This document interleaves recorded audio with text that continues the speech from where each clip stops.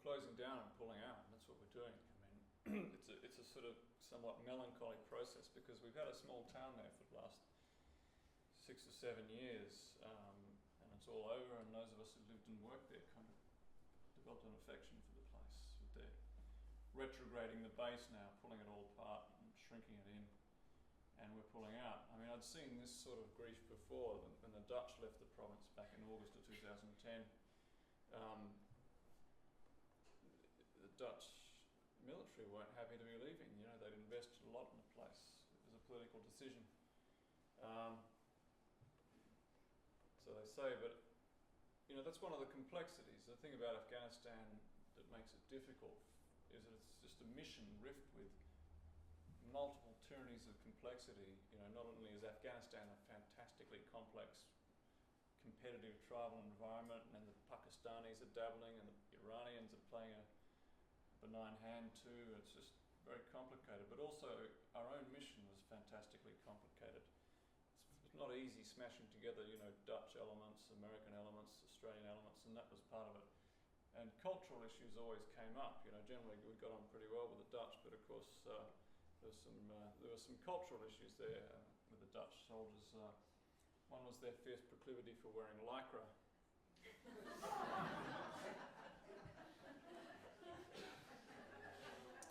And the other was the Dutch custom of swaffling. The Dutch soldiers were swaffling in the dixies. Yeah, no, indeed. I think that's probably what you thought. The dixies. The dixies were the plastic blue portaloos, it turned out, anyway. It's a Dutch company called Dixi that makes these portaloos, and I didn't know what it meant, of course. I showed up there in July of 2009, and one of the Australian soldiers came up to me and said, "Hey Fred, you've got to do something about the Dutchies, they keep swaffling in the dixies." I said, "No worries, leave it with me, I'll get onto it." I didn't know what it meant.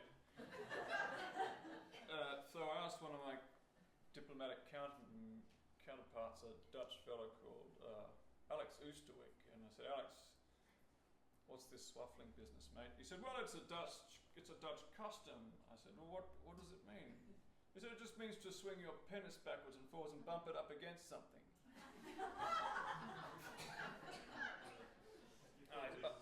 Oh yeah. Songwriter's brain noted. I said to him, is this a common practice in Holland, Alex? He said, "Well, yes, more so amongst the men than the women."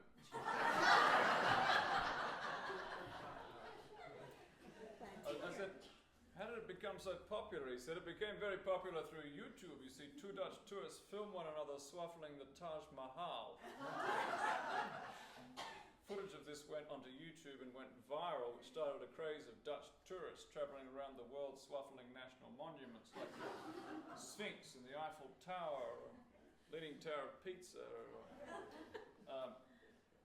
But I was very concerned about this. You know, I mean, we spent a good deal of money on counter-terrorism here in Australia, but what were we doing to counter the swaffling threat? So I dispatched a cable back to Canberra recommending a series of countermeasures, including biometric testing at the border for Dutch tourists and passing electric current through the Sydney Harbour Bridge.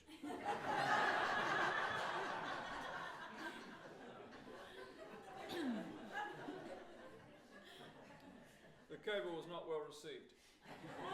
But we had a more immediate problem on the base insofar as the Dutch soldiers were swaffling in these dixies. The dixies, you see. Which is a problem because these were the dunnies, and for Australian soldiers it's the dunny. It's where they write their poetry and spend time alone with God. So it fell to me to do something about this, and I wrote the following song called Niet Swaffling op de Dixie.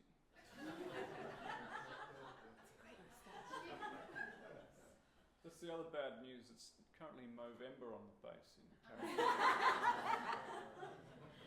I was leaving on the Saturday afternoon after this ceremony. That's what happened. This was the story I was telling you about my desert boots. My black boots were in Kabul, but the embassy aircraft fell over, like it went unserviceable at 9 a.m. So I had to exit on a military freight plane, and I went out to the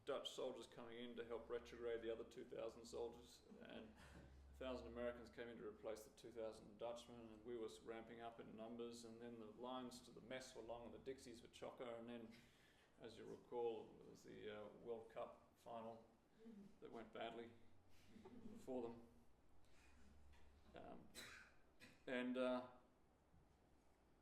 We'd got on very well with them, so we wanted to do something just to say thanks for your contribution, and we had a concert on July the 18th. Oh, incidentally, this song, Niet, Swaffelen up the Dixie, has proved very popular with school children in Canberra. So if you'd like a copy for your grandchildren. Equally, if you'd like a song of a copy of Liz's disgusting song about renovation for your grandchildren, we've got copies of that here too.